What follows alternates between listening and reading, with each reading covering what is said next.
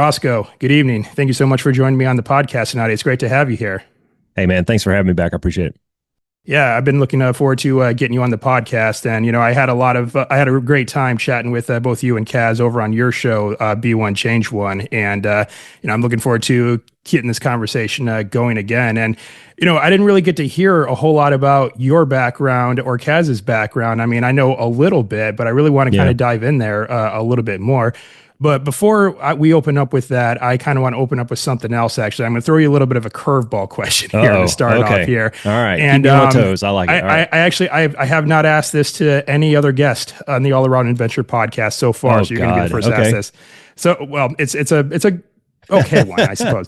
So we just cleared the month of September, and Mhm. I want to ask you, where were you on 9/11? I was in Anchorage, Alaska. I was stationed at Elmendorf Air Force Base. I was a staff sergeant in the Air Force, and I had worked the night prior, so I had gone home. I don't know, 2, 3 o'clock in the morning off a night shift, and with the time changes and everything, this is like 4 or 5 o'clock in the morning that the events of 9/11 happened, and so I was asleep. My wife was getting up, getting ready to go to work, and she came in there and woke me up, and we watched the second tower fall on TV. And that was about the time the phone started ringing, and we all got recalled back into work and started doing the business of clearing the skies and all that. So yeah, it happened quick, man. It's interesting with events like this how well we remember like details like of that Yeah. day because I actually remembered I was a sophomore in high school, and I had walked into history class, and we had a wall-mounted TV, and the TV Hmm. was turned on, and which was kind of unusual to me because we seldomly did we even use the TV that much in that Yeah. class, but to have the TV on like as I walk into the room, that was a Yeah. different situation, of course. And then I saw the first tower was on fire. And Hmm. then it wasn't long after that when the second tower was struck too. And I, I think a lot of the staff, they just weren't sure about how to proceed with the rest of the day. I think all Yeah. lesson plans were just basically tossed away at that point because I think there's a lot of talk is like, should we just go home? Should we try to finish the day? But Yeah. There's a we lot of did, confusion. Yeah. yeah. So, and anyone who I've asked this question to, they all have like an answer. They can tell exactly where they were Yeah. and what it was like, all the details. So that's what I wanted to open up Yeah. with you as No, there's well. not just that one. I've had, so I was in 10th grade at basketball practice when the Gulf War kicked off, the first Mm. Gulf War. And I remember dribbling down the court, and one of the guys, we hadn't even started practice yet. And one of the guys walked in, he was in the class above me and goes, "Well, we're at war, boys." And the coach was like, "All right, cool. Get the balls. Let's go." And it was kind of business as usual. And then, of course, the whole Gulf War fell out. That was in what, 91, I think? 91, yeah.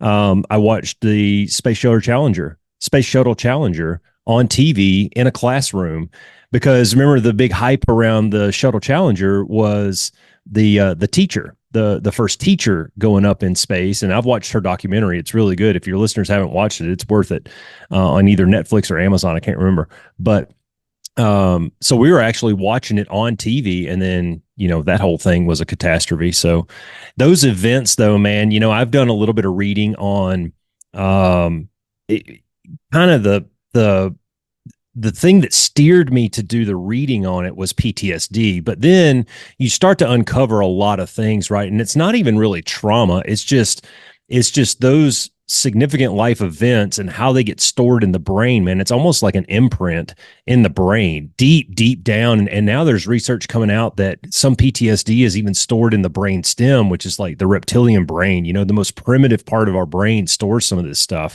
So it's not surprising that a lot of that stuff, there's this joke out there that like there's some things you can't unsee, right? Like your grandmother naked. You can't unsee that, right? And 9/11 was one of those things where you don't forget where you were and what you were doing when that was going on.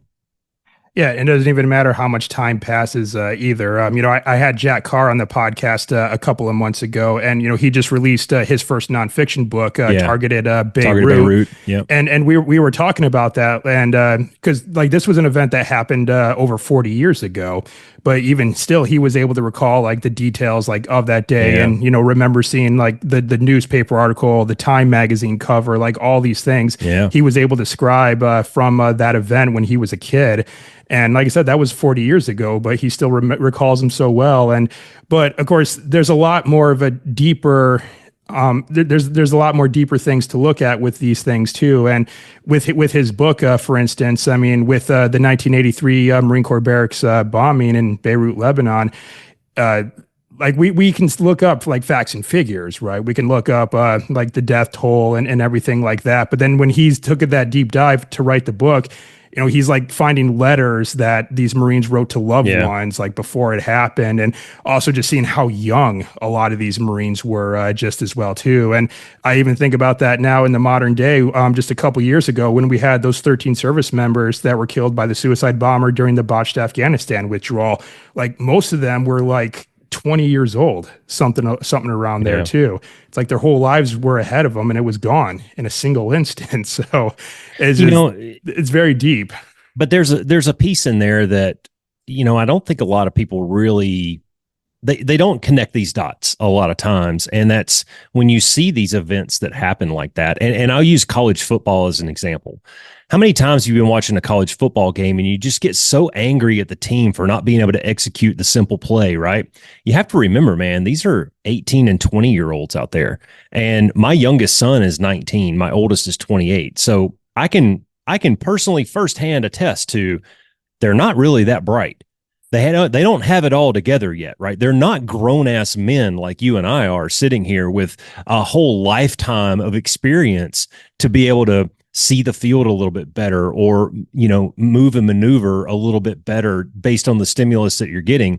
These are kids that are running around out there. And something we take for granted, I think in our military, especially a lot of times is, man, these are children that are out there. I mean, I joined the Air Force at 20 years old. I didn't know what the hell I was doing, man. Yeah, well, and even now with me being 38, so I'm like twice the age of a lot of those college football players that Yeah, you right. described. And hell, I mean, even sometimes I don't even know what the hell I'm doing a lot of times too. So Yeah. I mean, and like Yeah. putting myself back into my 18-year-old self, getting ready to join the Marine Corps. Man, Yeah.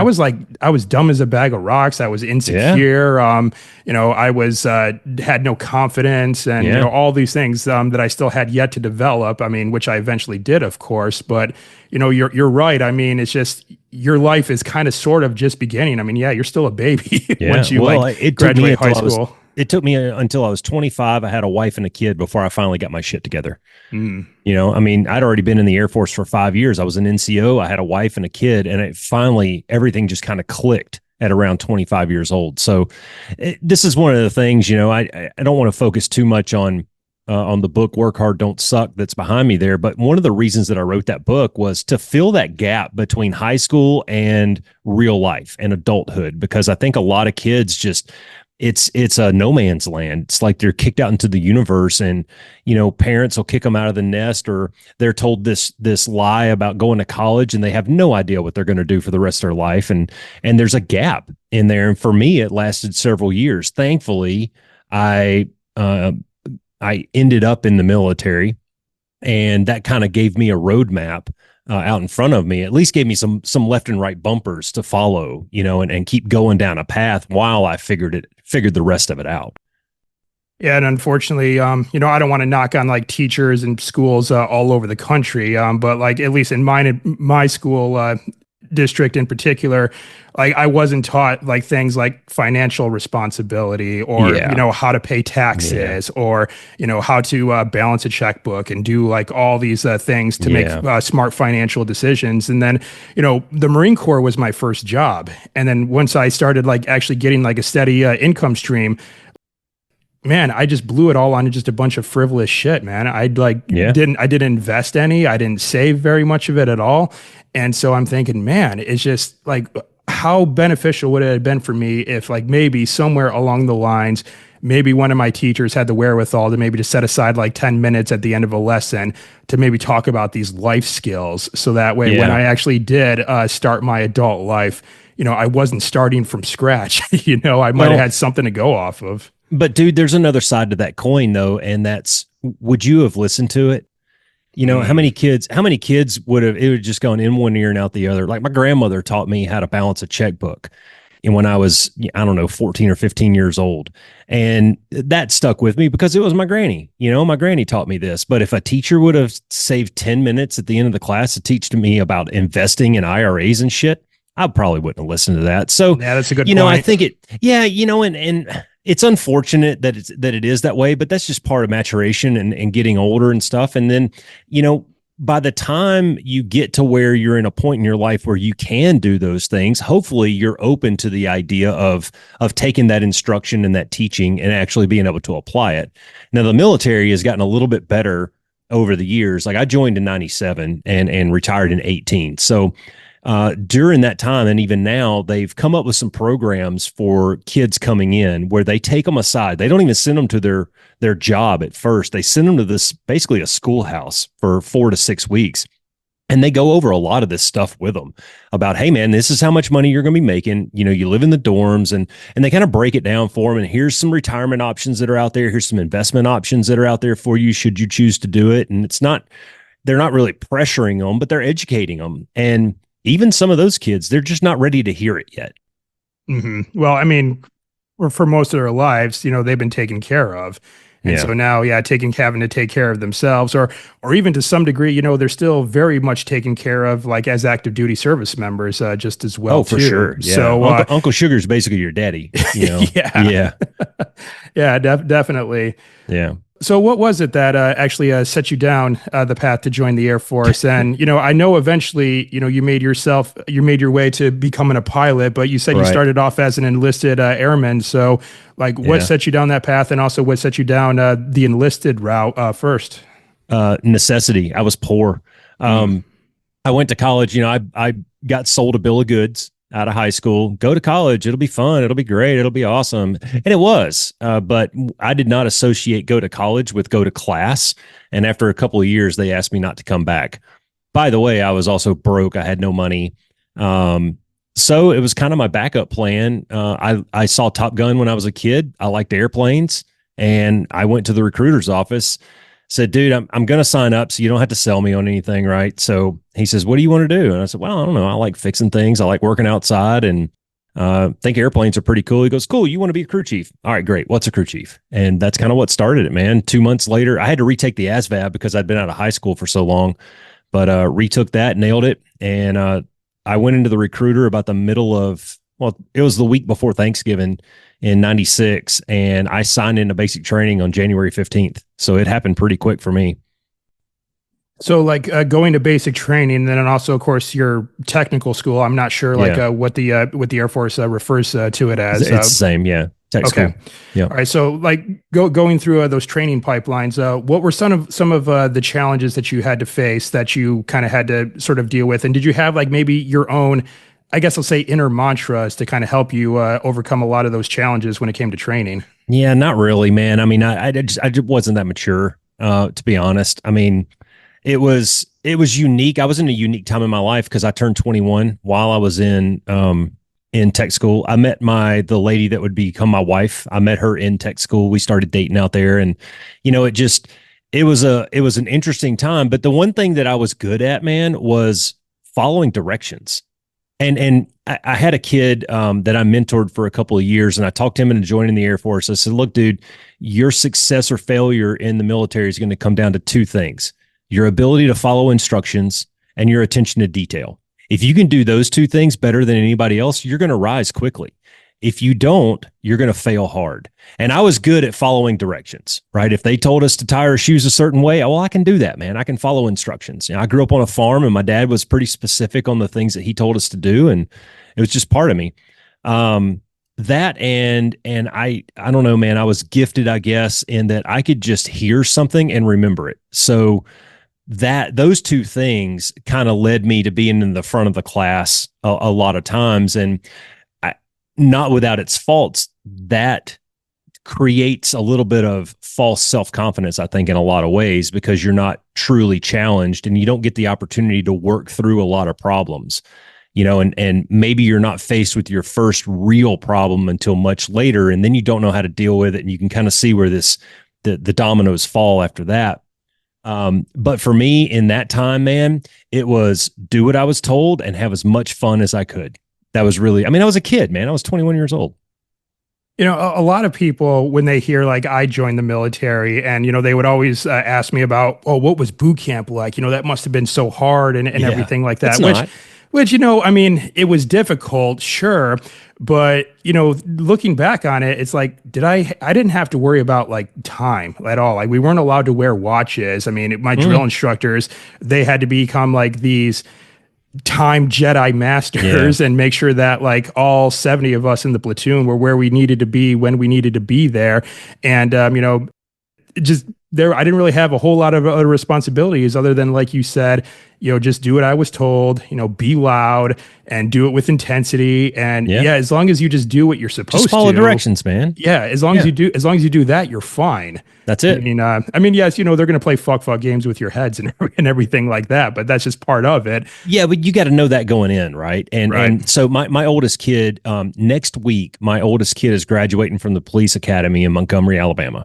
And the week before he started, this was back in June, he calls me and we had a long talk, and I was just basically doing mental preparation with him. I said, dude, you're going to have bad days. You're going to have good days. You're going to have days where you're not fucked with. You're going to have days where you're the butt, and you just have to take it, man, because not everybody breaks at the same point. Not everybody gets it at the same point. And what they're doing is they're testing each one of you to find where your success and failure point is, and then have you move that barrier out just a little bit at a time, right? So they're going to pick on you. They're going to call you funny names, and they're going to make you do push-ups in the mud. And it's going to be, you're going to look back on it and you're going to laugh. At the time, it's going to suck. But you have to look around at everybody else that's with you. And this is where this term embrace the suck comes from, right? You look around at all your bros that are in the class or in your basic training platoon or in my basic training flight, and you go, well, it sucks for them too. In a football game, it's raining on the other side of the ball too. So stop fucking complaining about it. Suck it up and press on. Yeah. And of course, now, even though, yes, we get called names and we get messed with and everything like that, though, too. At the end of the day, any good drill instructor, or I guess in the case of your son, police academy instructor, doesn't want their candidates and their recruits to fail. No. Because they're thinking, the whole point is for you to learn. Yeah, exactly. It's like they're thinking generationally because, they've obviously done their time. Some of them who, for all we know, they could be heading out the door soon, and, they need to rely on the next generation to keep this thing going. That's the way it is in the military. That is the way it is with law enforcement officers, all other first responders, just as well, too. They have to think generationally, and, they need you to succeed. They need you to, basically figure things out and unfuck yourself where when they point those things out to you. But also there's a standard, right? Mm-hmm. And you have to meet the standard. There's no such thing as lowering the standard. That's, guys get killed when you lower the standard. The rules are written in blood when you lower the standard. So there is a standard that you have to reach. And sometimes some people are hard learners and they need a lot of poking and prodding and pushing to get to that point. Other people, it comes very easy. But those people, like when I went to OTS, all right, so I went to OTS, officer training school. I'd already been in the military for 8 years, right? I had a fair amount of experience when compared to my first day guys. I had 8 years on these guys, right? And the first night I'm sitting there playing solitaire on my computer, and while they're just wigging out, running up and down the hallways, trying to put their uniforms together. I'm like, guys, chill. No matter what you do, it's going to be wrong tomorrow. So just go with it, man. Just take a shower, get a good night's sleep. But that's experience, right? So the first 6 weeks of officer training school, super easy for me, man, because I already knew all that crap. That was the basic training piece of officer training school for everybody else. Well, I'd already done that. I did that 8 years ago. So for the first 6 weeks, I'm like on cruise control, man. I was the cadet wing commander. I was the boss, because of my experience and because things just came easy. But you reach a point where even I was challenged in some places during that 12-week course. And that's all by design. So those instructors, they know what they're doing. And I told my kid this. I'm like, dude, trust me, you are not going to do anything in this class that they haven't seen before. They're going to find your weak points. They're going to find your strong points. They're going to exploit both, and you're going to be just fine. Yeah. So what ultimately led you to go the OTS route and pursue becoming an officer? I told you these answers were going to probably surprise you, but it was shits and giggles, honestly. I actually had separation papers in my hand to get out of the military. I promoted quickly and was looking at probably a desk job for my last 12 years, coming up pretty soon. And I wasn't okay with that. So I was on my way out of the Air Force. I had a master's degree and I was like, well, that was fun. Let me take my family and we're going to move on. And I had 3 kids at the time. And just for shits and grins, man, I put in an OTS package and I got picked up. So, and pile onto that. I put in to be a maintenance officer because I was a maintainer. I thought I'd be a decent maintenance officer, but my counselor sent the package to the wrong board, and it was a pilot board. And they called her back and says, well, you kind of screwed this up, but ask the dude if he wants to fly for his career because we need people right now. And so it's just dumb luck and timing, man. Yeah. So once you got the word that, the pilot board reviewed all your stuff and got back to you, so what was kind of going through your mind when they thought that there might have been a possibility that you can now become a pilot? Yeah. Well, I got offered a navigator position. To become a pilot, you have to go through a certain amount of tests. Like you have to do these aptitude tests, these hand-eye coordination tests and things like that. That I honestly, dude, I thought I was too old to go into a flight position. So I didn't even bother applying to one. So therefore I just never did the test. Right. But to be a navigator, you don't have to do those things. And so they offered me a navigator slot and that's kind of where it just popped up. And I remember when she called me I saw the email, that all this was going on. And I did a quick Google search and found out that I could fly F-15Es, the Strike Eagle. And I was like, oh, well, shit, I know exactly what I want to do now. And from there, it was just laser focus on how do I get into that cockpit. Now, when you were going to flight school, you're gonna have to forgive me if I get these terms mixed up. So when you were going to school to be a pilot, did you find that some of your classmates were they in kind of like a similar boat where maybe they just as they went through their career, maybe as an enlisted airman or maybe as an officer, they would decide later that they want to be a pilot? Or were a lot of them maybe those diehards that have been wanting to do this ever since they were kids? What was sort of the ratio? You get a good mix. Yeah, you get a good mix. Like one of my best buds to this day is he was a Marine Corps gunner in like a CH-53 maybe, something like that. I can't remember exactly, but yeah, he was an enlisted gunner and crossed over to the Air Force, and he and I ended up doing the same job for several years. But you find there's a mix, and this is where I go with this, man. And this is some life advice that I've given my kids. I've given it to several young men and women that I've mentored over the years. And I say, don't ever let anybody tell you there's this thing called the way, right? There's no such thing as the way. You have to pick your wave and ride it, man. That's what life is all about, in my opinion. These are just my opinions based in nothing but experience and my own anecdotes. But sure, if you want to become an Air Force pilot or a Navy SEAL or an Army Special Operators, there are schools that you have to go to. There is a process that you have to go through, but there's no set way to get to that point. You know what I mean? Like you could be an enlisted guy for 10 years and then cross over and go. You could do like my buddy Cass, my podcast co-host Cass. He was a politician and then went to OTS and got in. There are guys who go to the academies. There's guys who go through ROTC programs. There's a million different ways that you can get to the same point. And that's my advice to anyone listening is, dude, just find your passion and go that way. Pick a wave and ride it.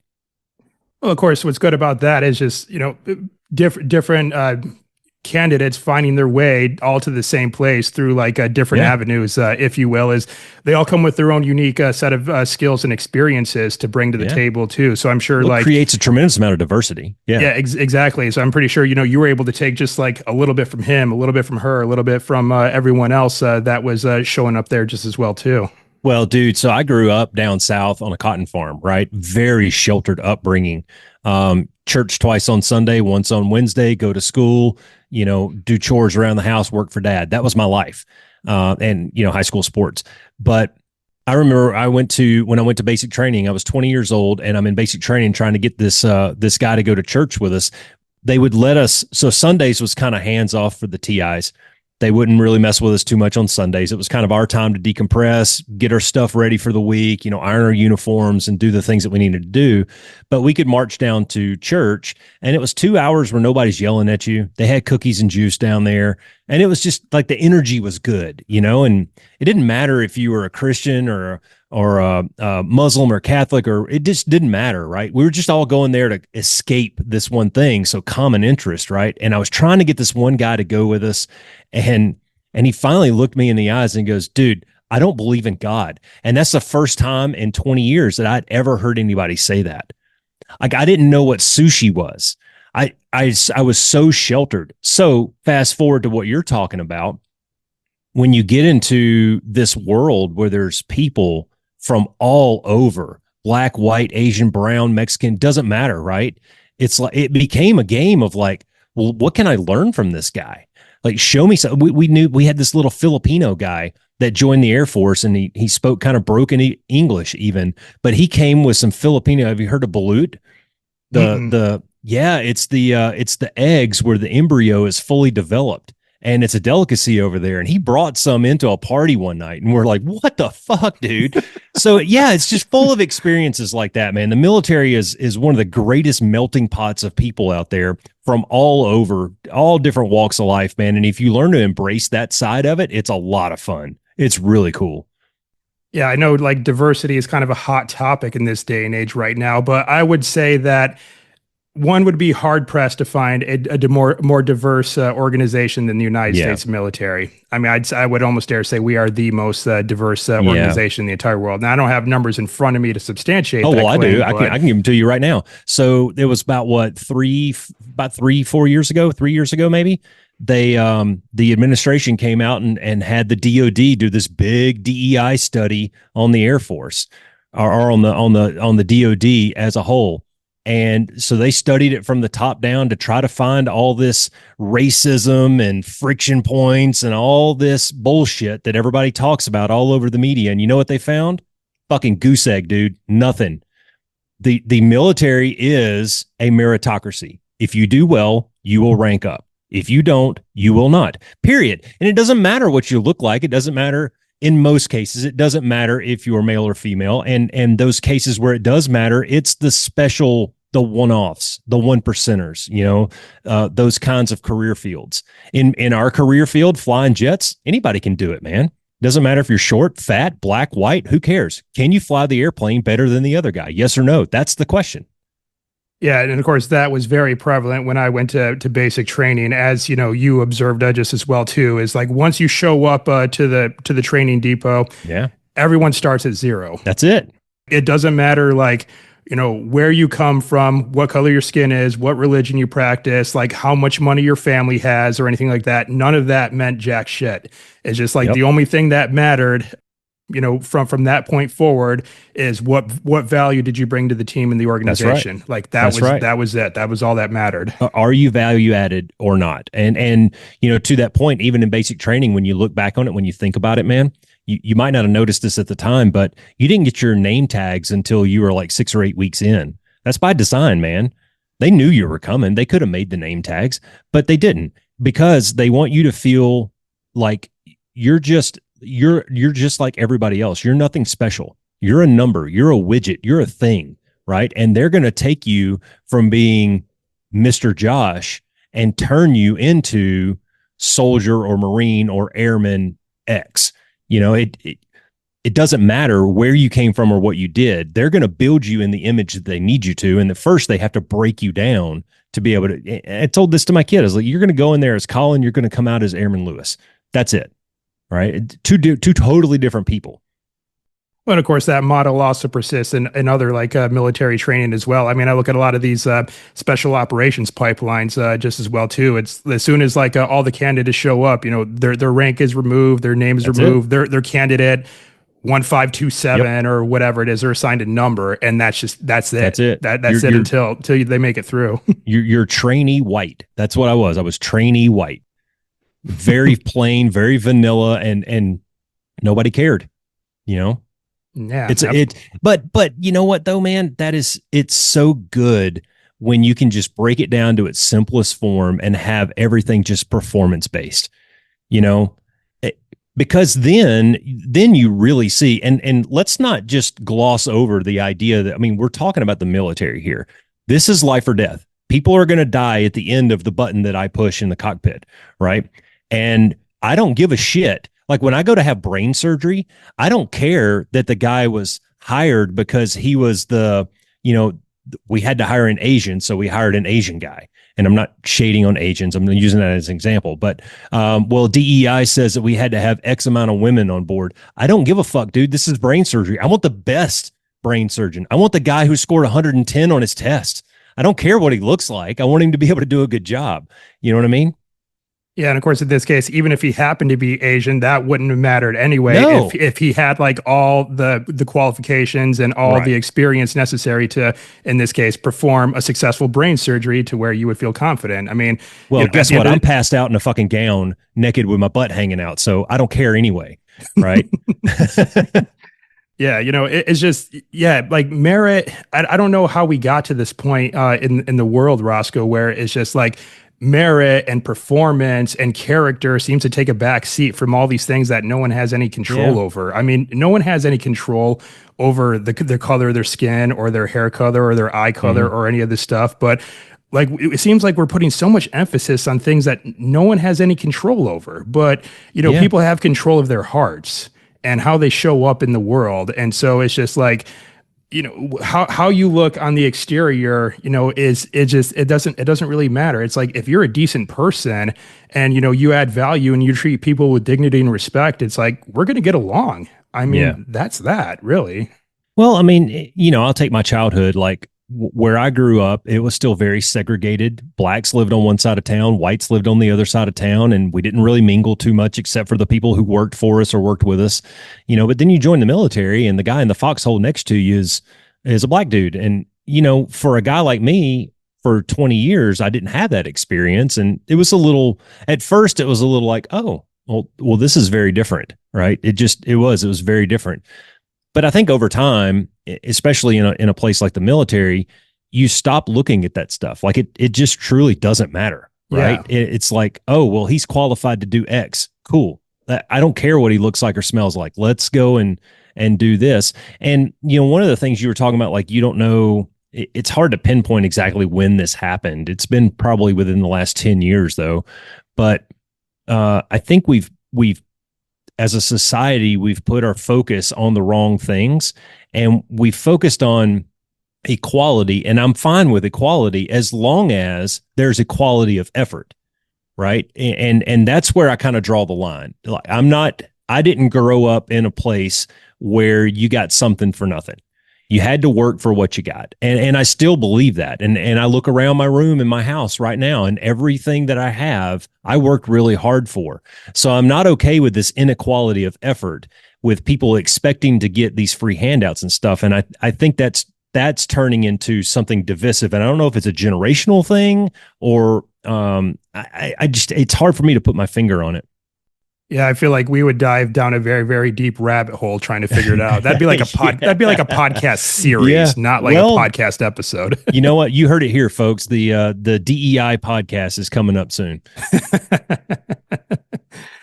All right. Well, shifting gears a little bit though, you know, I do want to get it a little bit more about you getting up in the F-15 and just, you know, what was that like? I mean, well, for one, how long were you in like the training pipeline before you were actually able to get up in the cockpit and fly this thing? Yep. Graduated OTS in the weekend before Memorial Day in 2005. And I flew in the F-15 about 2 years later, just a little over 2 years later. So summer of 07 was so, and there wasn't really any days off in between then. We were bouncing from school to school and training event. And it's a long process, you know, and you kind of always have, it's like training for a marathon or even running a marathon, right? You can't win it in the first mile, but you can sure lose it in the first mile. So you kind of have to keep sight of the big goals, but then you have to keep your vision right in front of you to what's the next milestone, man. What's the next thing that I have? When's my next ride? When's my next training event? Whatever it is, because it is a long, long process and it's very difficult. I think a lot of people would be hard pressed to take on endeavors like that, especially if they're looking at it in that sort of lens where, oh man, this is going to take like 2 years for me to do. And it's hard. I told you, a couple years ago, I through hiked across the entire state of Michigan, and that whole trek getting across the state was 1,200 miles worth of trail that I had to hike.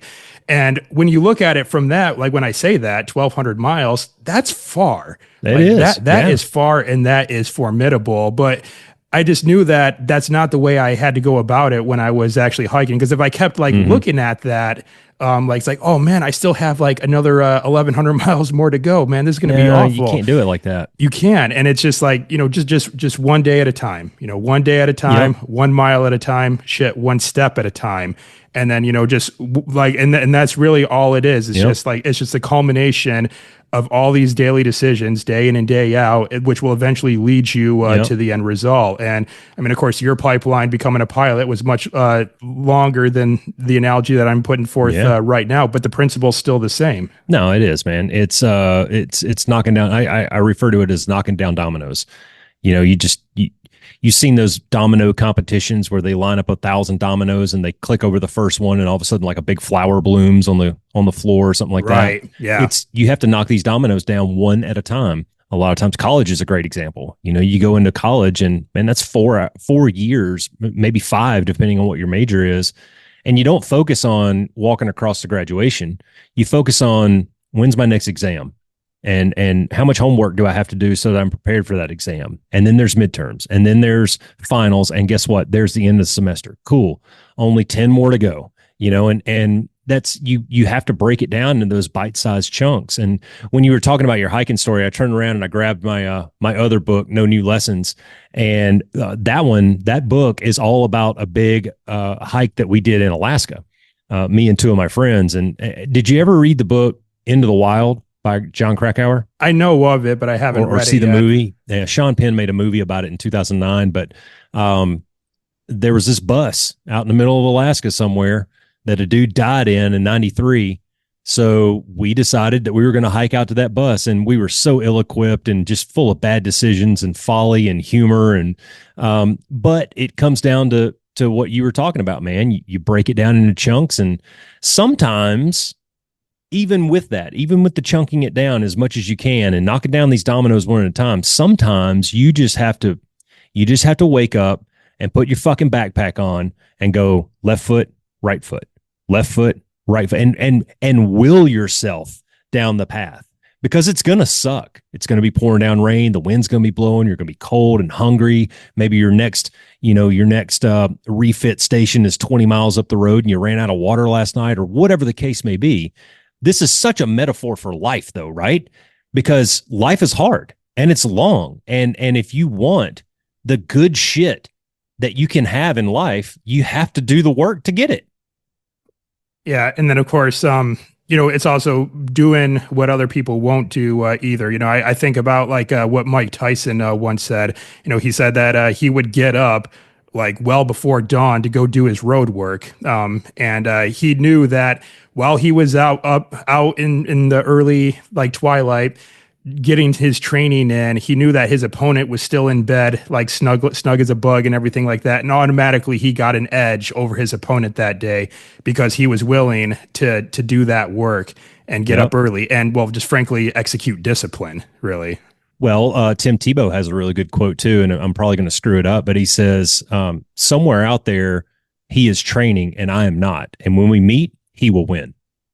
I mean, how much more simply can you put it, man? If the dude is willing to do the work and you're not, you don't deserve victory, right? You don't deserve to be on the pedestal next to the guy. If you did the work and he still beat you, cool, man. Hopefully that motivates you to go and work a little bit harder or find your weaknesses, have a little humility and really debrief your performance, whatever it is. But sometimes you get beat. Sometimes you lose. But if you don't put in the work, then you don't deserve it. Yeah, and of course, some people may be listening to this. Of course, we're putting together like sports analogies here, and of course, military analogies. But even those who aren't in those spaces, they should probably bear in mind that they still have to compete with other people in Oh, life. I sure. mean, you have to compete with people in your career path. And of course, if you're single right now, you have to compete like with other people to Yeah. to attract a mate. I mean, like that's like a law of nature that's existed ever since humanity has been on this planet is that we always have to compete. But it just seems like, there's not much of a and I don't want to just cast like all people with the same brush, of course, here, but it seems like to me there's a perceivable amount of people who just don't really have that competitive drive, like very much. Like I don't see it very often. And maybe more so in the past, we probably saw this a lot of people. Like a lot of people knew that it's like you had to compete with others. I mean, that of course doesn't mean you have to be like cutthroat and break people Yeah. down, but a lot of people weren't seeking like personal excellence or anything like that to really just rise above things. Well, and you hit on some really good things there, man. And believe it or not, I think there's a lot to unpack in that. And one is like competition doesn't necessarily have to be with another person. Competition could be with yourself. It can be Right. right between your ears, and I think I've shared this analogy with you before, but I have these two characters in my head almost at all times. And one is Stan and one is Jack. And Stan is my fat, lazy, eat pizza, watch Netflix guy. And Jack is my get off your ass and go for the run guy. Who are you going to listen to? Who's going to have the louder voice? Who are you going to tell to shut up more often? So there's competition right there, and that happens between your ears. Something I told my kid before he went to ROTC up the road up here was, dude, like he wants to get into the Air Force and become a fighter pilot and do all that. And I said, starting today, right now, when you get out of your truck, as soon as you lock the doors on that truck, everything counts. Everything matters. Everything is a competition. Who's got the better haircut? Who tied their shoes better? Whose uniform looks better? Whose handshake is firmer? Who was more energetic on the PT field? Like everything matters. And if you don't go into it with that mentality, somebody else is. And they're the ones that are going to be the victors at the end. Yeah, so kind of going along with that, another thing I've been wanting to ask you, of course, like when you're going through again these pipelines to become a pilot, you also mentioned at the time, you were a husband and a father and everything like that. So there was a lot there was a lot of areas that you were expected to show up in. Of course, your classmates are expecting you to show up effectively as part of the team. Your instructors are expecting you to bring your best foot forward. And we can even just fast forward a little bit further on from there when you were actually flying yourself. It's just, everyone was counting on you to show up and be your best self the moment you get in that cockpit and take off with that bird. And then at the end of the day too, it's just, again, you have family that also wants energy from you just as well too. So how did you kind of go about managing, for lack of better terms, like all those different roles and responsibilities that you had to play? Very, very poorly. Very, very poorly. And I think that you see that theme in a lot of people who are going through some kind of crucible like that, whether it could be business, it could be, the military, it could be a sports team. Like look at your champion level sports teams that are out there, your New England Patriots, your Chicago Bulls, these guys, these players who are these perennial all-stars. They don't spend a lot of time at home. They spend a lot of time on the court or on the field.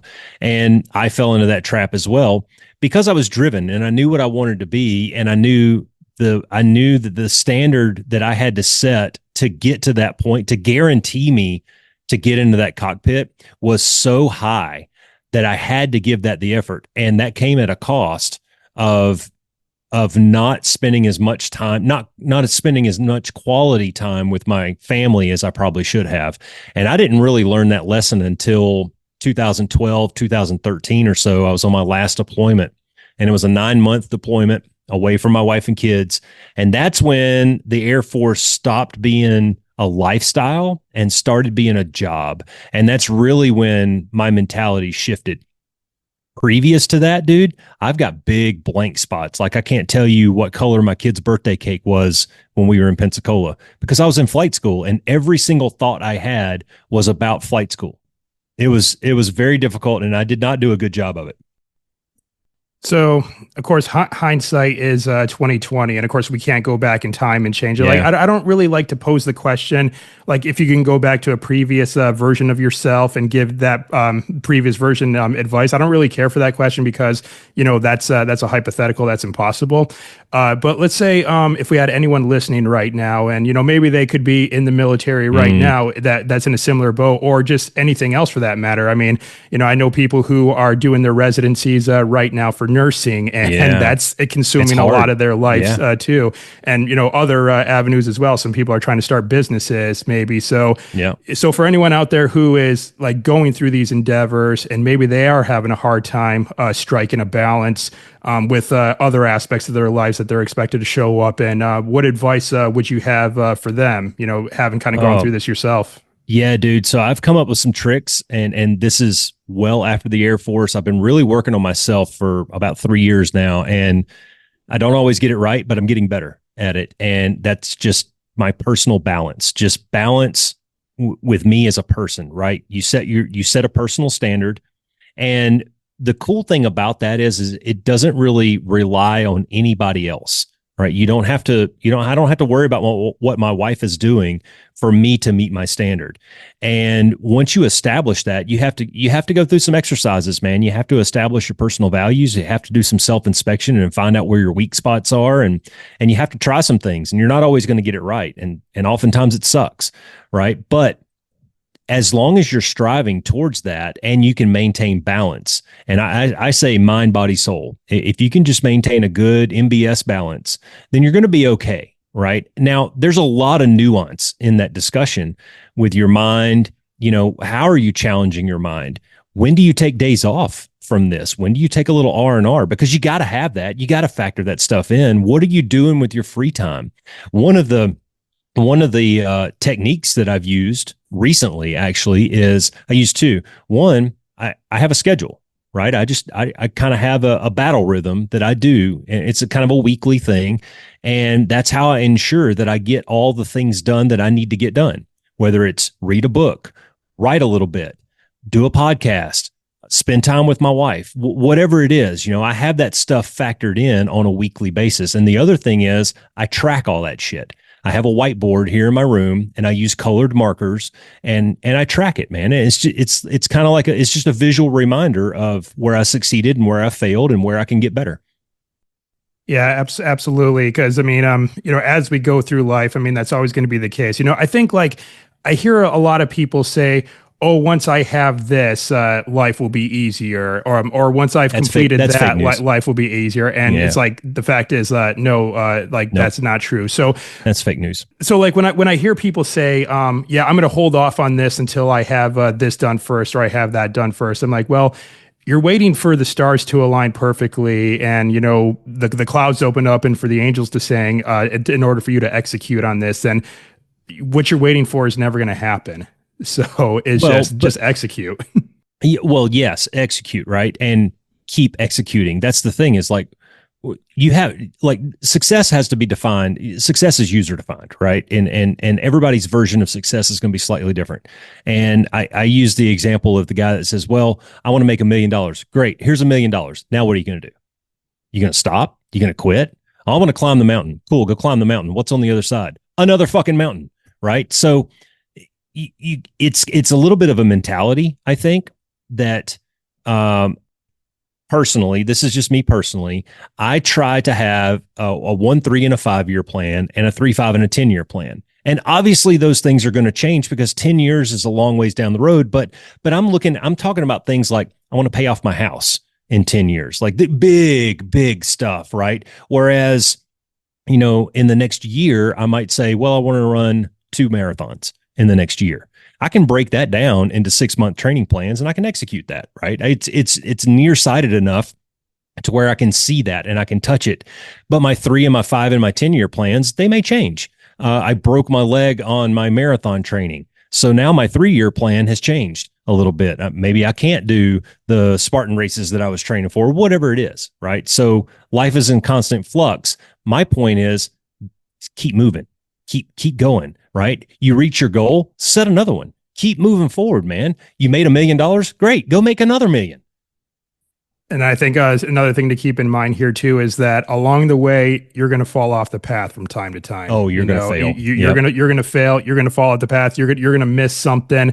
You're going to fail to do something. Whatever it is, it's bound to happen. Yeah. But I just kind of go off of what Jocko Willing says. He says if you fall off the path, you just get right back on. You got to get up, man. You dust yourself off and you keep moving. Yeah, because I think a lot of people, and myself included at a time, I'm definitely not excluding myself from this because I'm guilty of this just as well too. It's like you let one thing slip, and then suddenly you kind of rationalize in your head that it's okay to let other things like slip too. Where it's like maybe you have like maybe let's say like the donut in the break room when you said you weren't going to have sugar for the next like 30 days or whatever. It's like, oh well, I already had the sugar, I might as well just bust open the soda and let me go out like for wings and beer tonight too and everything like that. And it's just it's just a downward spiral, I think, a lot of times. Yeah, we actually interviewed our flight psychologist on our podcast a while back, and he gave me actually a good. This is something that I need to do better at. Right, is I need to get better at not being such a teetotaler in a lot of things, in a lot of areas.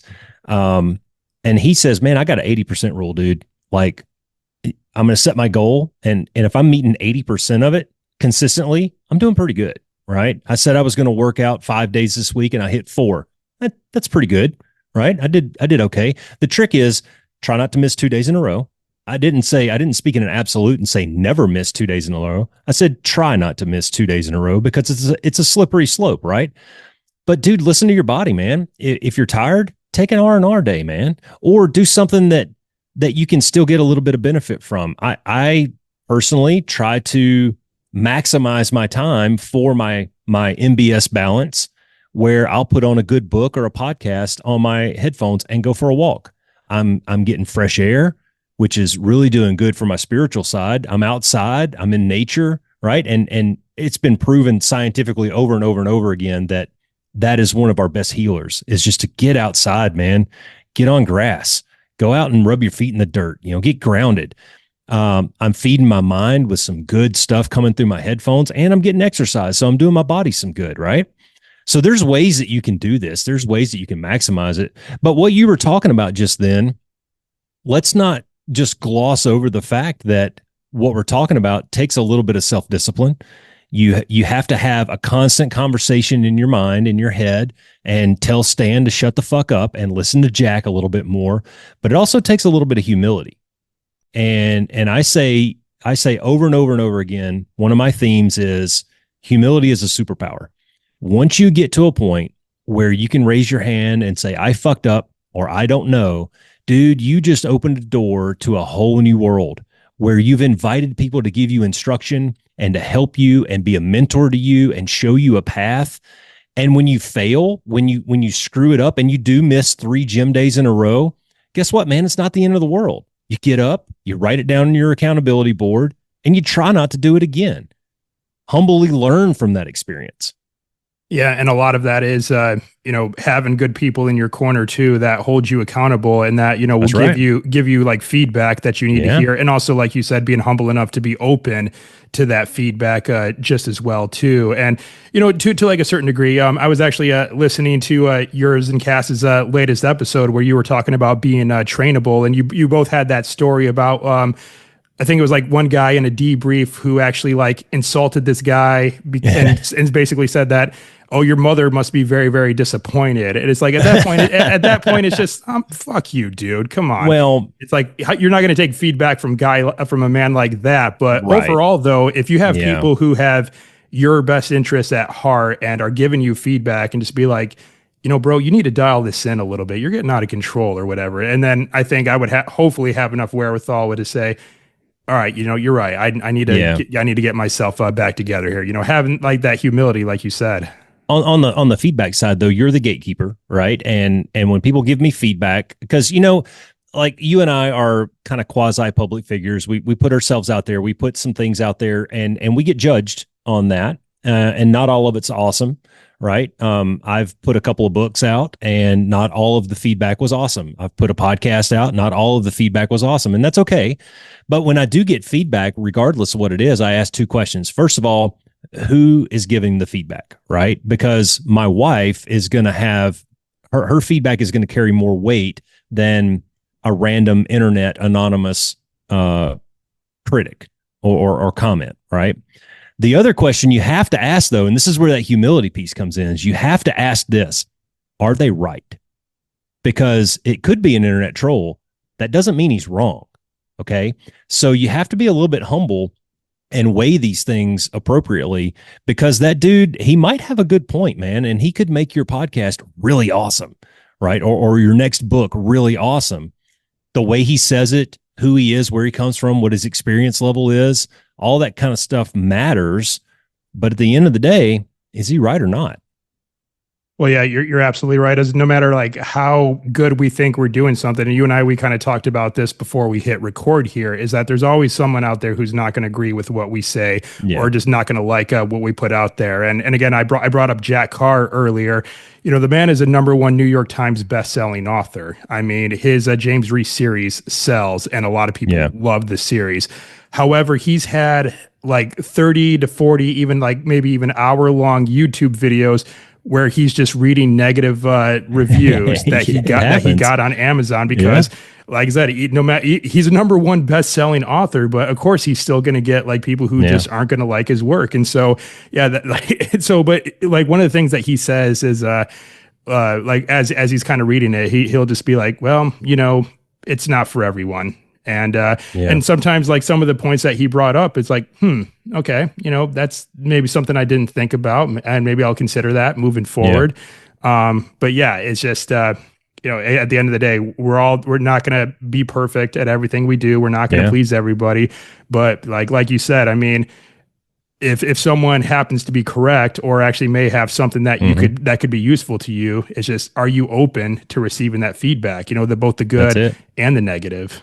Yeah. And you know what? A lot of that comes back to your personal standard and how you carry yourself. And I can tell you from experience, being part of an elite team, that we don't focus a lot on the good stuff. Like it's, you know, we plan a mission, we go out there and we fly the mission, and the expectation is we hit our targets and everybody lives and we come home. But that doesn't mean that it was perfect. And that doesn't mean that we couldn't do something better. And we come back into the debrief and we high five and go, good, everybody hit their targets. Now let's focus on all the shit that we messed up and didn't get right, so that the next time we can be just a half a percentage better. And if we're constantly looking at that, and this is that whole chasing perfection kind of mentality, right? I think you chase perfection, but you accept excellence along the way. And what I used to tell my kids was, try to make 100 on every test. But if you make a 98, that's still pretty darn good, man. That doesn't mean that there's not room for improvement, but you're still doing okay, right? And that comes back to your personal standard. If you have a personal standard that is set very high, and you are a hard charging, lean forward kind of guy, you're going to fall on your face from time to time. You're going to miss something. You're going to get moving so fast that something gets by you, right? That's all right. It's not the end of the world. Learn from it, pick it up, debrief it, and then apply that to the next iteration, and you're going to be okay. You know, Michelangelo had this quote, and I'm paraphrasing here, but he said that the danger in life is not setting your goal too high and not being able to reach it, and setting your goal too low and being able to reach it.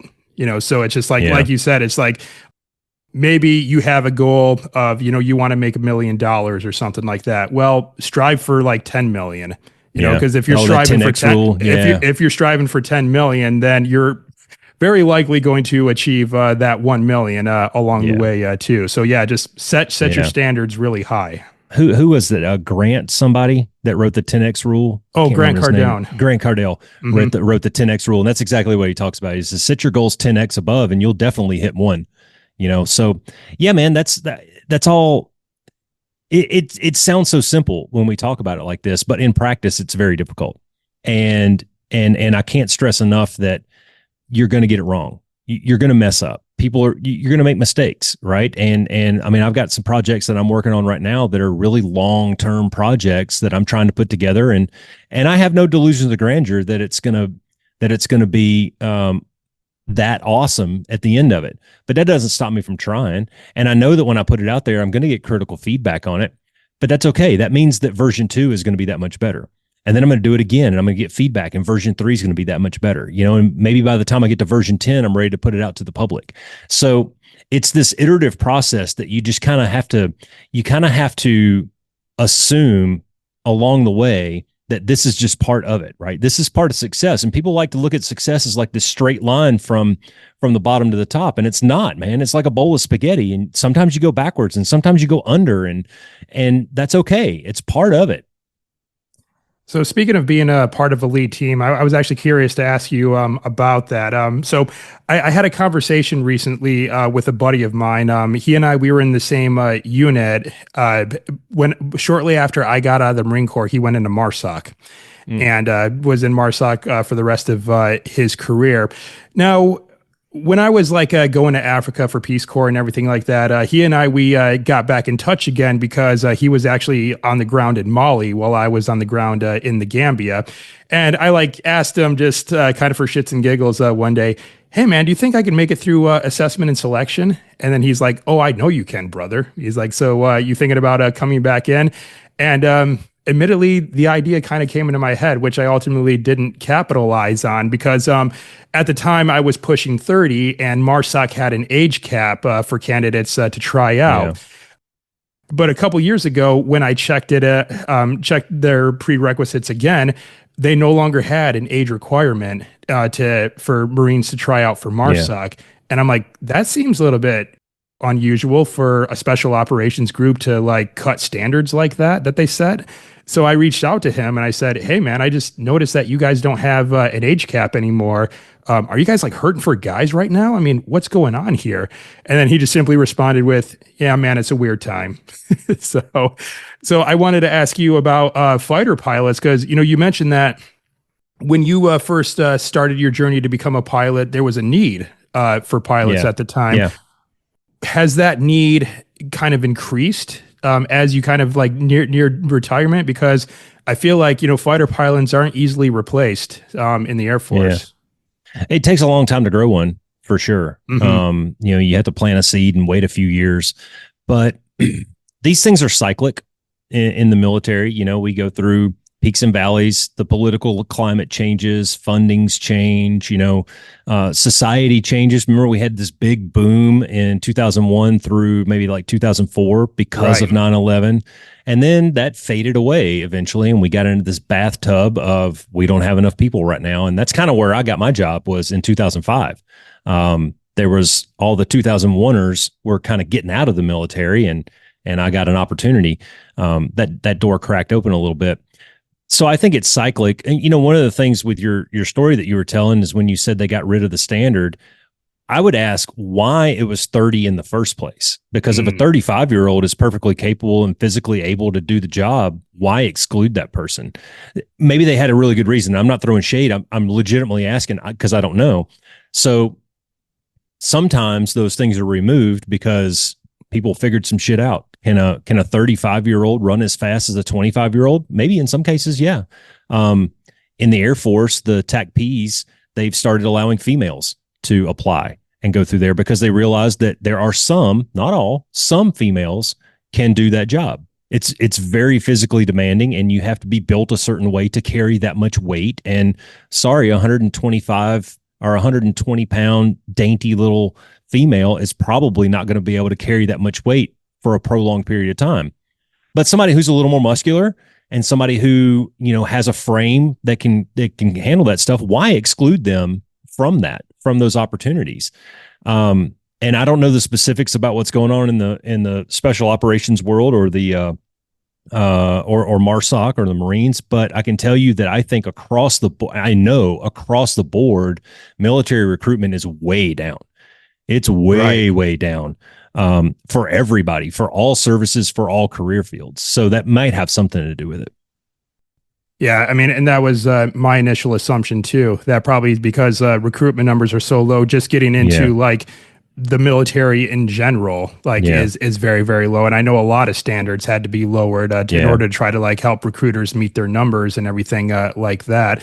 So, and I feel like that would even be exacerbated with, again, those special operations, units, and of course, in your case, fighter pilots as well. I mean, it's like Yeah. if you're having a hard time, getting people to join the military in general, I mean, you probably have even a harder time, for those special units. Well, I mean, just look at the math, right? I mean, it's simple math. If you got 100 people applying and you're taking 1%, that's that's 1 out of 100. If you have 10 people applying and you're taking 1%, where are you going to get that person from?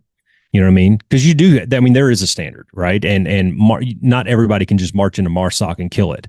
It's the top 1%, the elite of the elite. And there are several different teams out there. Like, I would love to be on a NASCAR pit crew, but I'm just not built for it. I'm not trained for it. I'm not athletic enough to do that. They want people who are going to win championships. I'm not that guy. So just from a simple mathematical point of view, I can see where it's gotten a lot more restrictive for their pool has dried up, I guess is what I'm trying to say. Right, and we'll see how it goes in the coming years. Maybe that may turn around. I mean, I don't know. Like you brought up the point that a lot of these things are cyclical, just as well too. So let's see if it cycles back to where we get a big boom of people, joining the military, like we did, like post 9/11. Time will tell, I guess. I'll say. And I would not be surprised, and this is not be like prophesying anything or anything, but I would say I would not be surprised if there are some standards lowered in some places. And I would also not be surprised if a lot more career fields in the military become either obsolete or contracted out to regular civilians who don't have to go through basic training and do the things that we were subjected to. If they were to do that, maybe they increase their pool just a little bit. And dude, I'm just spitballing here. These are just my opinions, not endorsed by DOD or anything like that. Right. Yeah. Like I said, time will tell. We shall see. I guess. So what I also wanted to ask you is just being up in the F-15 and flying that thing. I mean, obviously you're doing a very, very important job, and I don't want to put words in your mouth, but I have to say that has to be very, very thrilling to just get up in there and fly that aircraft. Like that's your job, is to fly this multi-million-dollar aircraft that can go like many times faster than the speed of sound. That just has to be so incredible. So what I wanted to ask you was, after retiring, I mean, I just can't think of anything else like that a civilian would have access to that would replicate the rush that one would get from flying in a fighter jet. Like, I just can't think of anything. So, so I guess, was that a pretty difficult transition, getting out of the military and no longer being able to get in the cockpit of one of these? So there's a lot of layers built into there. And not only is it, getting to strap it on every day and, be a zipper suited sun god for a couple hours a week, but there's also the camaraderie, there's the team, there's the mission, there's all these elements that, I was standing on a stage and somebody handed me a flag after 21 years and it was over. And that's a tough thing to deal with, man. I mean, in a fighter squadron, we get renamed. I have a call sign. And when I walk through the doors, I'm not Paul anymore. I'm Roscoe. And you have a whole nother identity that you associate with when you go to work. And then when you come home, you're just dad again, and someday you're standing there and they sing the Star Spangled Banner and Roscoe's no longer. It's over, and I think that's a really hard time for a lot of people. How I coped with it. Well, first of all, I didn't cope with it well. I went down about 2 or 3 years I got really good at eating Cheez-Its and watching Netflix, gained a lot of weight. I did not have a good mind, body, soul balance. I was all kinds of out of whack. And luckily I had a wake up call one day that kind of snapped me back into reality. But there's a lot of people I think that struggle with that a lot. One of the things that I did was I got into coaching football, and coaching kind of became my replacement for this other rage that I had in my life. It was that team that I'd been looking for. It was that competition. It was that thirst for knowledge and constantly just trying to be a better coach and instructor and learn the game of football. I mean, from how do you teach a kid how to block to how do you put together this big spread offensive strategy so that we can go and win championships. That replaced a lot of that for me. And then eventually I moved into other things, but there are some things out there. And one of the things for your listeners, if anybody's struggling with this, it doesn't even have to be the military. It could be, just moving from one career to another, or maybe you had a marriage that failed and you're moving into a new chapter of your life, and talk to somebody. That was one of the things that I wish that I would have done earlier was, one of the things that I talk about a lot is your circle of five, right? Jim Rohn had that really good quote that he was talking about, you're the average of the 5 people that you spend the most time with. And it is critical that you surround yourself with good people that you trust, that you can talk to about things. And not everybody warrants that trust. That's great. Maybe one guy's just your drinking buddy on Friday night and he doesn't earn that level of trust, but you need somebody in that circle that you can call and you can tell these things to and be like, man, I'm really struggling right now. Can we just go for a walk and kind of let me get this off my chest? There's a firefighter that lives here in my neighborhood, and that's how he and I got to be good buddies. We just started going for walks around the neighborhood, and we would just vent, man. And he's got a lot of trauma and a really good story. You can go to my podcast and listen to it. He's a really good dude, but he was a sounding board for me in a lot of ways too. I was able to express some things to him.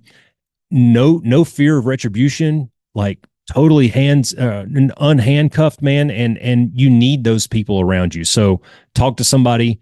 Hopefully you can find you an outlet, join a group, do something, but don't keep that shit bottled up, man. Well, I also think a lot of it boils down to, finding your next mission. Because I mean, like in this case, when those who are on active duty, it's like their mission is very apparent to them. They know exactly what's expected of them. They have a lot of structure. And then, of course, you brought up the point earlier is that, they also have a lot of camaraderie as well, too. Many of those things will be absent once they transition out of the military or, also in this case, other aspects of life, too. Like if you get out of a job, it's like you had a mission in that job and, you may have had maybe a good team in that job and structure in that job too. You had a schedule that you were following and everything like that. But I think it's very pertinent to, find that next mission when you do transition from those chapters of your life. And like for me, when I got out of the Marine Corps, I planned pretty well because I had applied for school to go finish out my undergrad. Because I got my associates before I got out of the Marine Corps, but I had already applied to university and got accepted before I even got out. So I knew right away that, okay, as soon as I'm done with the military, it's going to go straight into academics and get that cranked out. Mm-hmm. And so I think that's really, I think that's a big critical point. I think that may keep a lot of people from falling astray when they go through those transitions is have your next mission lined up. Well, and that was one of the things, Simon Sinek wrote that book. It starts with why, and that's exactly what he's talking about, right? You have to have a why in your life. You have to have that driving force behind you, that passion that you're working towards, whether it's your marriage or your career, your profession, your pet projects on the side, whatever it is. You have to understand and know your why. And the military, in a lot of ways, was my why. Since I was 20 years old, it was the reason I got up, got a haircut, brushed my teeth. It was the reason that I practiced public speaking and got decent at it. I mean, it was all these things were because of what I did in the military. And going back to my book, Work Hard, Don't Suck, that's one of the things that I talk about in there is these kids, they go through high school, right, all the way up to graduation, and high school is their why for everything that they do. It's the reason they wake up in the morning. It's the reason that they keep their nails trimmed and exercise if you're on a sports team or try to impress the ladies or whatever it is. That's their why. And then all of a sudden they move their tassel to the other side and that shit's over with. And they become listless and they don't know what the hell they're doing. And yet we expect them to go out into real life and succeed. That's not how it works, man. They need coaching. They need mentorship. They need people from our generations. They need the elders in the communities to take them in and show them a path and help them try some shit out. Oh, well, that didn't work. Let's try something else. You have to be able to cultivate that why, that passion, that reason that you're getting up in the morning. If you don't have a reason to wake up in the morning, then I'd say you're not living a very fulfilled life.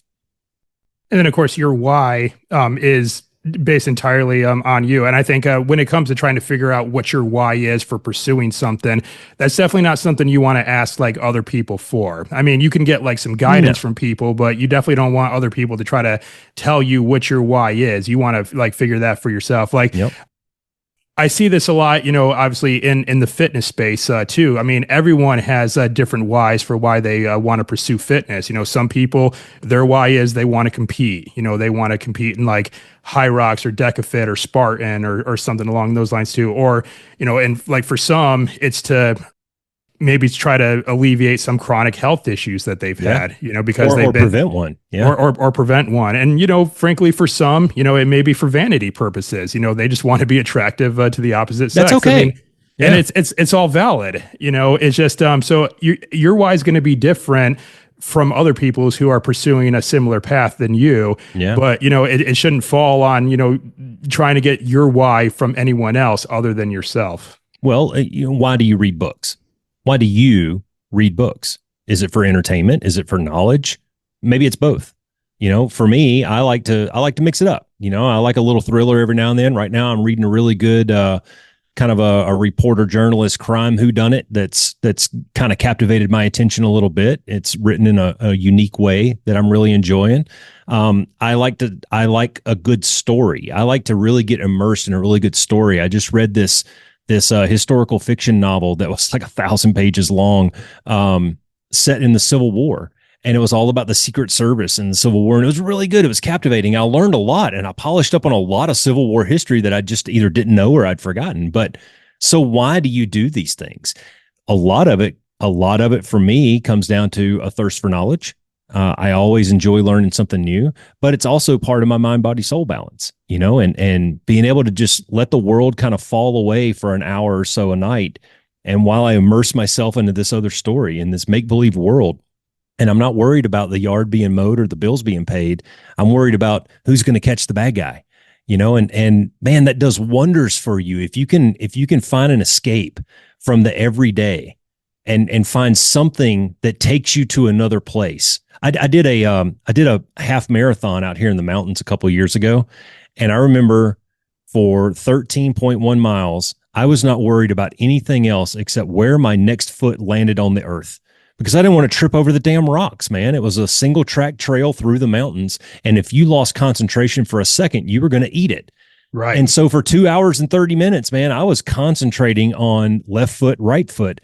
And I didn't care that the bills weren't paid or the trash needed taken out or the dogs needed to be fed or anything. It was just a singular focus. And man, when you get done with something like that, there's this clarity in your life that just, it like everything just becomes so much easier to see when you find a way to escape and put yourself in this realm where you can really clear your mind. Some guys do meditation, some guys read, some guys will run, whatever it is. Find something to be able to do that though. Right. And of course, with fitness, just as well, too. I mean, most like physical activities, it's really kind of hard to focus on anything else other than that. Like if your mind is elsewhere when you're trying to put up this bar on the bench press, you're going to friggin' drop it on your throat. You're going to crush your larynx, man. so don't worry about what's going on outside of the gym. You got this heavy bar that you get some reps in with, or, and like you said, going for a run, if your mind is anywhere else other than that trail, then you're going to trip over something. Or if I'm on the jujitsu mat and I'm thinking about something else, I'm going to get choked out or I'm going to get my arm ripped off. That's right. You got to concentrate, man. So you really can't. So that's the good thing about fitness, is that there really is no room for you to focus on anything else. So definitely a good, I guess you can say escape, as we've been talking about here. But also it's just, man, when you get that endorphin release, and, just how good you feel that, you just did this thing for yourself. And then, maybe you got some buddies that you're either running with or lifting with or rolling with. And you just feel better in those situations. And I think, like you said, your mind is in a much better place to tackle those problems that you may have in your life after, you've completed those activities. Yeah. Hippocrates, I was just looking it up while you were saying that. Hippocrates says a long time ago, if you're in a bad mood, go for a walk. If you're still in a bad mood, go for another walk. Get outside, move your body, man. I kind of joked with somebody the other day that they were stressing out about something. I said, "Oh, do you want me to tell you a secret to not be stressed about this thing that you're stressed about right now?" And he says, "Yeah." I said, "Get up and do burpees until you puke. If you got up and did burpees for 10 minutes straight, you wouldn't be thinking about that thing anymore." See, it's so simple.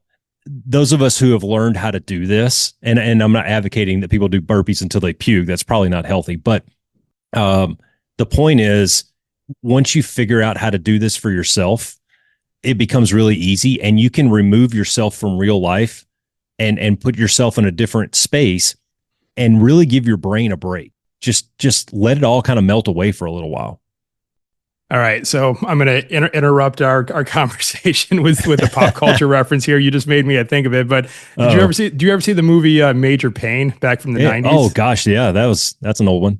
Well, you just made me think of the scene at the very beginning where he shows up to the battlefield and he finds that Marine that's on the ground because he got shot in the shoulder. And he's like, "My arm, I got shot." And he says, "Well, let me take a look at that." He says, "You want me to show you a little trick? Take your mind off that arm?" He's like, "Give me your hand." He's like, "Now you're going to feel a little bit of pressure." And then he snaps his middle finger over to this side. He's like, "Not thinking about that shoulder now, are you?" My finger. Anyway, sorry, commercial interruption. It just made me think of that. I say that all the time, man. It's like somebody says, "Oh, my back hurts." It's like, "Well, I can kick you in the leg. That'll make you not be worried about your back anymore." Yeah. All right. Well, speaking of books, you brought that up earlier. Mm-hmm. So you did mention in this conversation that you have a couple of books that are out there right now. So can you tell us a little bit about them, and where can our listeners go find them? Yeah, for sure. No New Lessons was the first one I put out, and it's a hiking story in Alaska, set in Alaska, and it's a bit of a fun kind of read. It's a little bit humorous, and there's some twists and turns in it, and 100% true story. Some twists and turns in it that I think are engaging. It's a good story. It's a really good campfire story, and I wrote it in a way that you would feel like we were just sitting around a fire, having a couple of beers, and me telling you a story.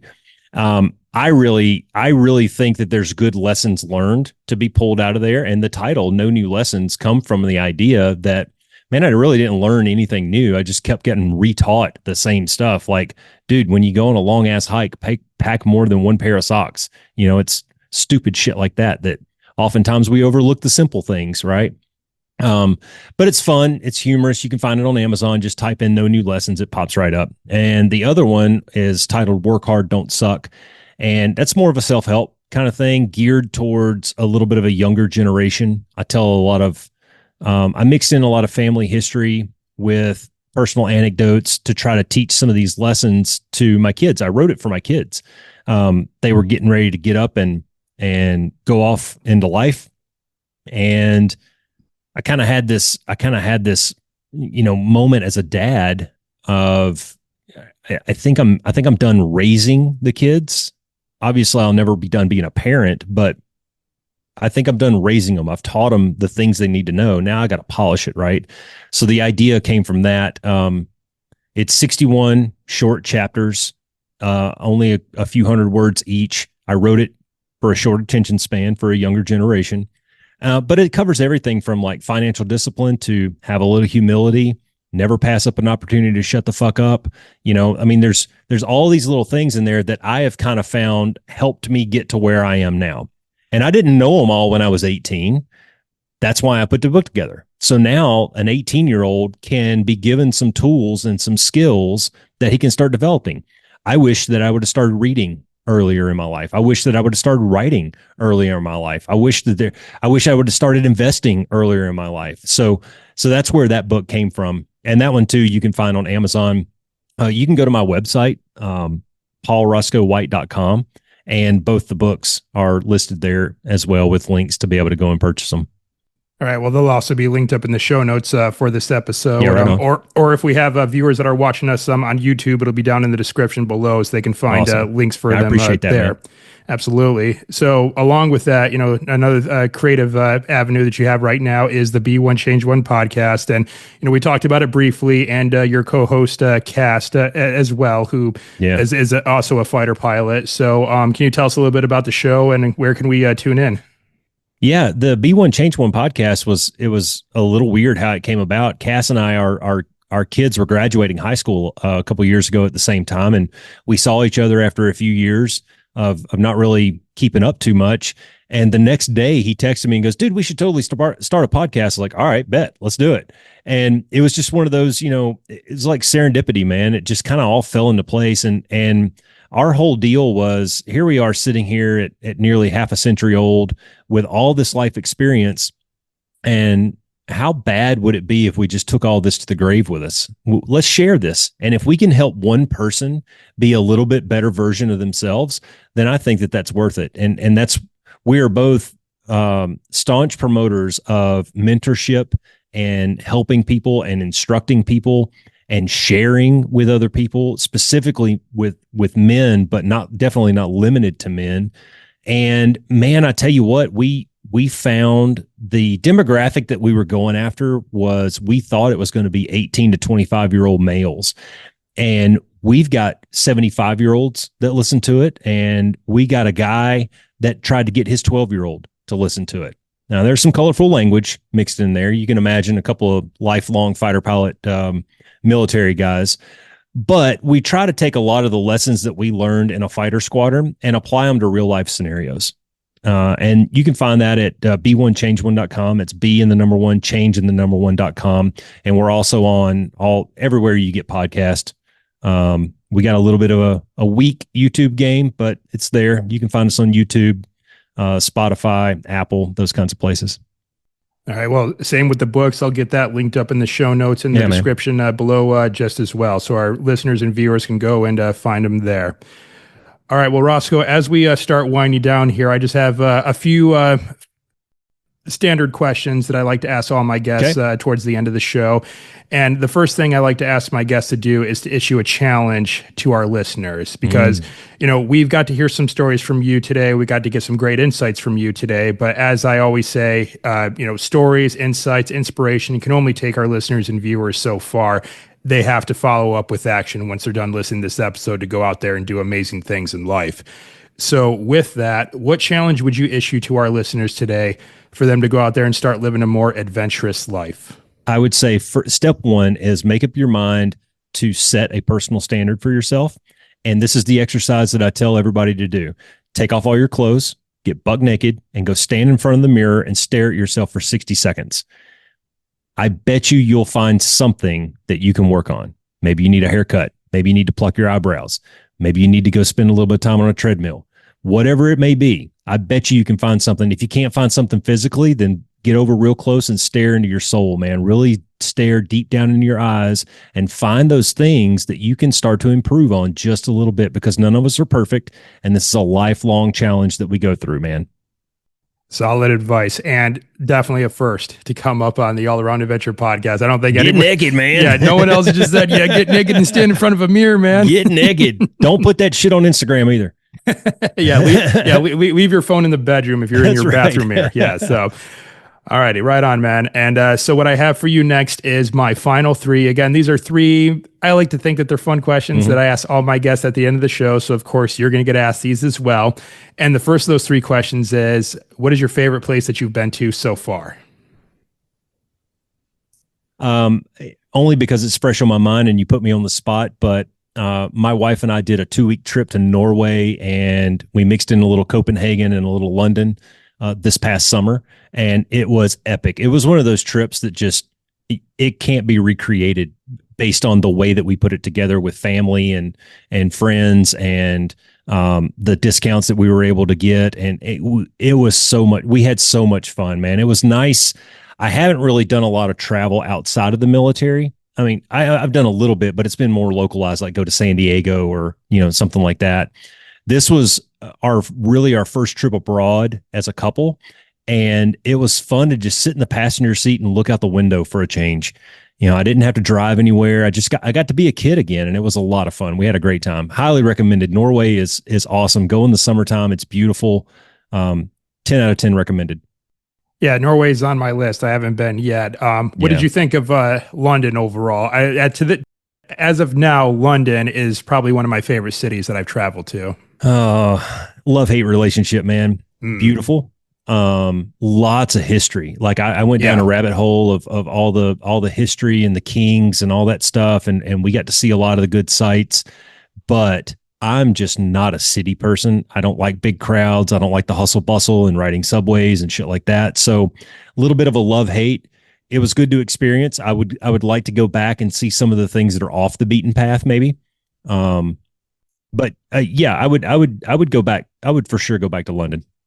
Yeah, well, the cool thing about London is also there is just so much to do there. Like I've been there, Yeah, let's see, like 3 or 4 separate occasions on, and every single occasion, every single day across all those trips, I've had at least one new thing to do or one new yeah. thing to experience. Like there's Well, just so much to see I there. imagine it's like a New York City or an LA or something like that where Yeah. you just there's no way you could possibly do it all. Yeah, and I'll Yeah. actually be passing through London next month. Actually, Nice.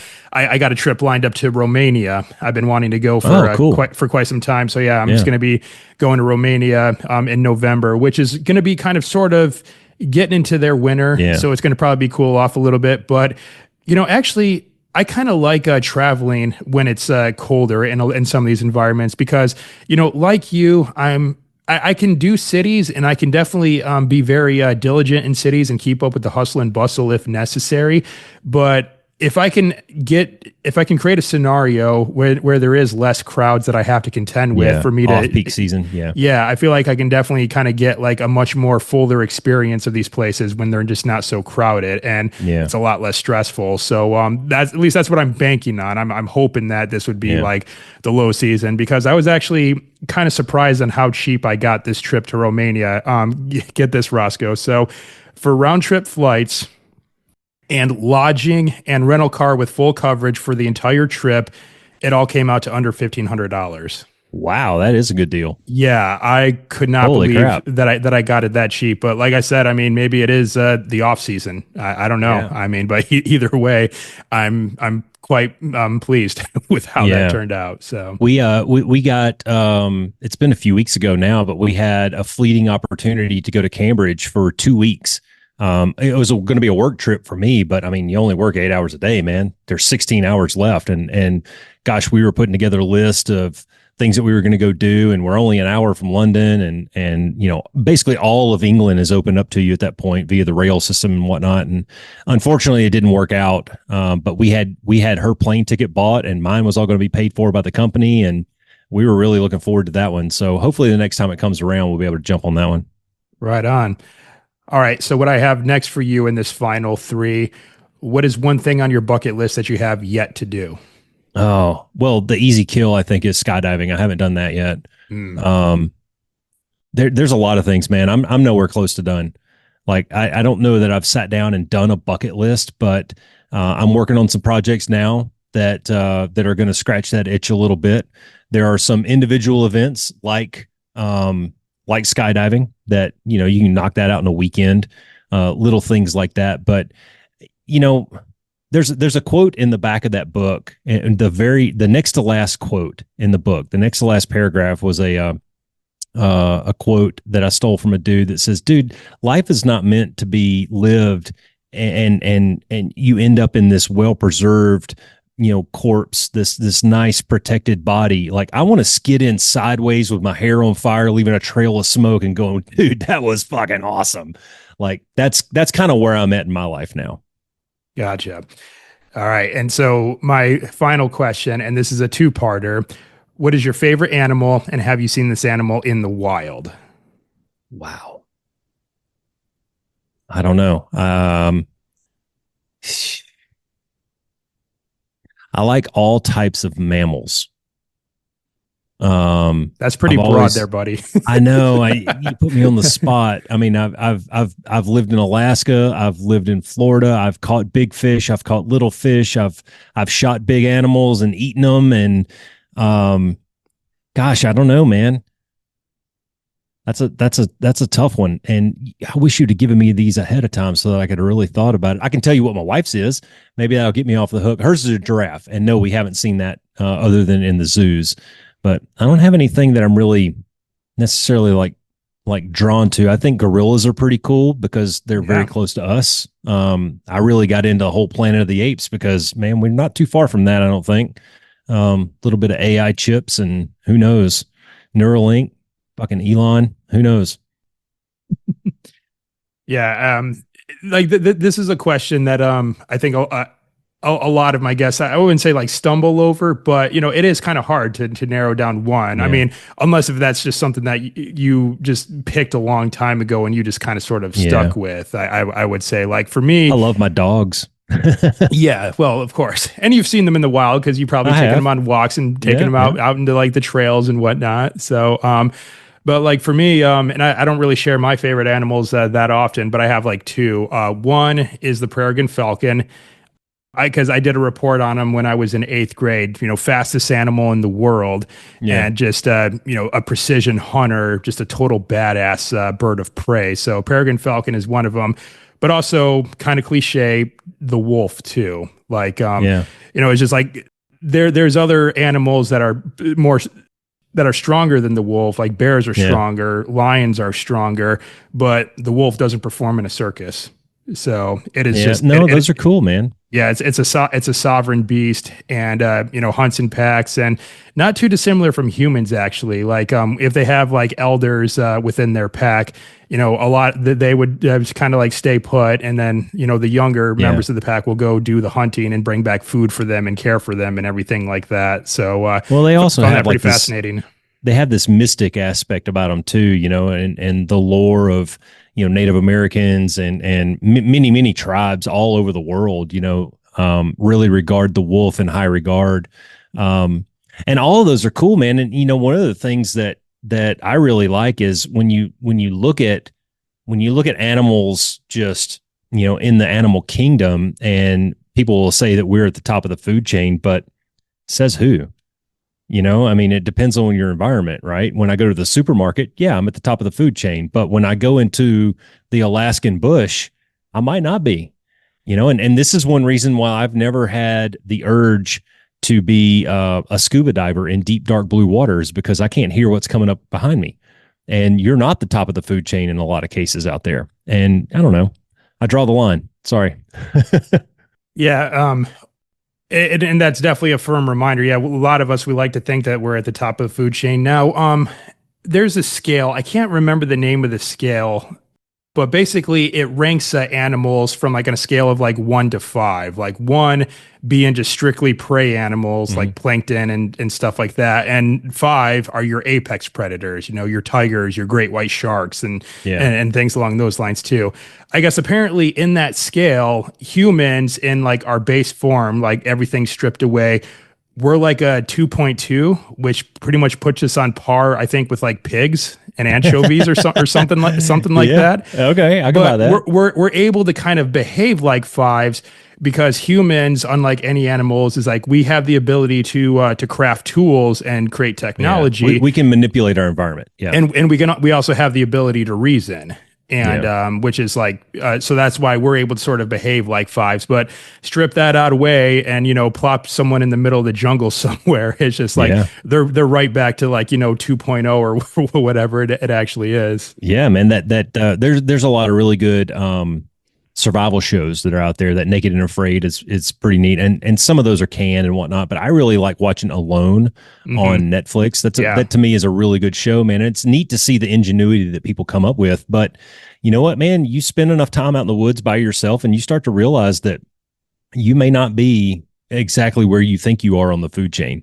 And you got to use some of those resources and tools that you were talking about to maybe be able to overcome some of those shortfalls and some of those limitations that you have, because those guys, the grizzly bears and the wolverines and those kinds of predators, they're in their environment, man. They're in their element. Evolution has gotten them to a point where they succeed there, and you don't necessarily have that. Like, look at the fur that they wear, and look at all the clothes that we would have to take with us just to match that. And I mean, those are little examples. The claws on a grizzly bear are inches long. We don't have that. How do we compete with that? Well, we have to carry a knife. So yeah, man, it's interesting when you start breaking down the animal kingdom into those specifics, and you start to feel really small. One of the things that I love about going and hiking in the wilderness is this exact feeling right here. You get to the top of a mountain in this mountain range where you're overlooking all these valleys and you can see all these peaks out in the distance, and you realize how small you really are and how insignificant you are, man. If you were plucked from the earth right now, it doesn't have that great of an impact on the overall ecosystem. Yeah, that's kind of how I felt when I was doing my hike across Michigan, and again, feeling like into some ways I was very much out of my element, even though I was having a blast, of course, being in the woods and everything. I felt like I was in my element, but the reality was I wasn't compared to the creatures that inhabit that place. Yeah. I made it to this one point, and I was in the Michigan's Upper Peninsula, and actually made it to like a shelter. Like they have them sort of like spread out sporadically across the trail, where they actually have like shelters that are sort of like the AT or the CT, something like that. Yeah, so Yeah. they're enclosed spaces, but there's no like bells and whistles. It's just an enclosed space and a roof over your head, so you don't have to like pitch your tent. And they usually have like maybe some planks like laid out, so you can have like an elevated platform to roll out your sleeping pad and your sleeping bag and everything like that. But that night, I was so glad that I got shelters, because that was the first time on the trek that I actually heard wolves howling at night. Wow. Yeah. And I tell you, Roscoe, there is like no more beautiful song that nature will sing than wolves howling. Like, it was so beautiful to hear these wolves howling. But at the same time, though, I have so much respect for of what these animals are capable of, just as well too. Yes, they sound beautiful and they look beautiful too when you see them, but make no mistake, like if you're on the wrong end of those beasts, they're going to rip you apart. So I was just glad that I was tucked away, and I have similar sentiments. Like whenever I see other apex predators in the wild, like I've seen alligators in the wild. And things along those lines too. And of course, I've done boar. I've hunted wild boars too. And same deal. It's just like, I see you, and I'm going to stay over here and give you your space, because you have such an edge on me that I can't even fathom. So I've been there, man, and I've been fishing. I've got pictures of me fishing in a river with me on one side and a grizzly bear on the other, and we're going after the same salmon. Luckily for me, that grizzly bear was more interested in the fish than he was his competition that day. But out here in Arizona, we don't have wolves. We have coyotes, which is kind of the drunk hillbilly singing in the shower, compared to the wolves maybe being like Adele or some other Grammy winning artist. So, but yeah, man, it's the animal kingdom is interesting. When Joe Rogan just had an episode with a guy on it talking about all the stuff going on in the Amazon right now, and he was talking a lot about this and how he took Lex Friedman out on this pretty epic hike, and they kind of got into a little bit of trouble, ran out of water and that kind of stuff. And you just, you realize, man, I'm not fit for this environment.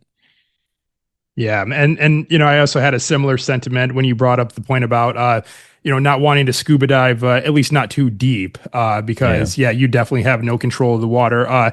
When I was in Israel, I was swimming at the beach in Tel Aviv, and there was this rock outcropping, just like a little bit of ways from the water. And so I'm swimming around the rocks, and I'm just like looking to see, if like the waves have like put any sunken treasure, in this case, more or less stuff that people dropped in the water that maybe got like wedged up against the rock. So I'm down there like looking around. I found like a bicycle tire and a few other like just random shit. Yeah. So I was swimming in between a couple of rocks, and I just see just this one fish in the rocks. And then of course, you being a fisherman, you know how it is. If you get really close to fish and they sense you, they usually just kind of swim and scurry away, right? This one, I shit you not, Roscoe, spun around and just glared right at me. And then I had my goggles on, of course, and just looking at this fish, I figured out really quickly what it was. It was a stonefish. And I'm not familiar with that is. A stonefish has a very, very powerful neurotoxin. Oh. And so if this fish were to attack me and bite me, I'm pretty much spending the rest of my Israeli trip in the hospital, because, very, very potent neurotoxin, and not a very big fish either. But, and I think this fish just knew right away that, okay, I'm the bad motherfucker of this rock outcropping. You got nothing on me here, so back off. And so I'm like, okay, your space, your rocks. I'll go that way.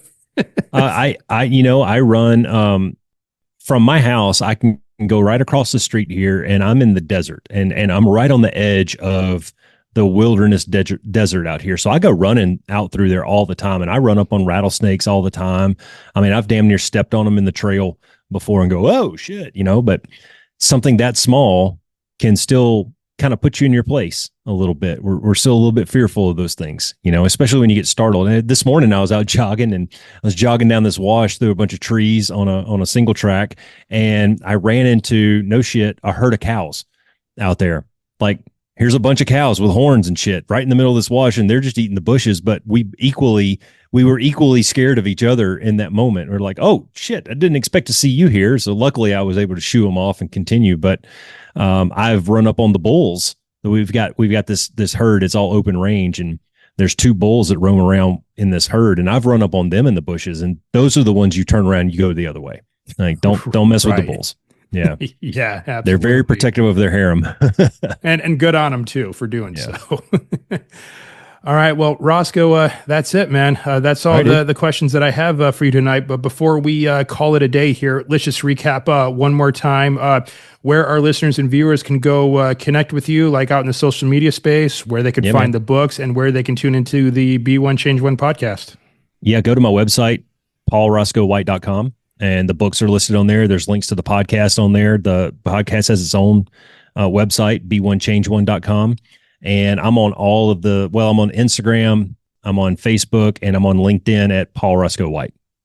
All right. And like I mentioned, I'll get those all linked up in the show notes for this episode, or the description below if we have viewers on YouTube, so they can go find them and click away and find everything. Sweet, man. All right. Well, Roscoe, I want to thank you very much for taking the time for joining me, and as well on short notice too. I know we just set this up a couple of days ago, but I appreciate you being flexible and hopping on, and sharing your stories and insights with myself and the listeners today. Man. This has been great, man. Yeah, for sure. Let's do it again sometime. Absolutely. All right on. Thanks for having me.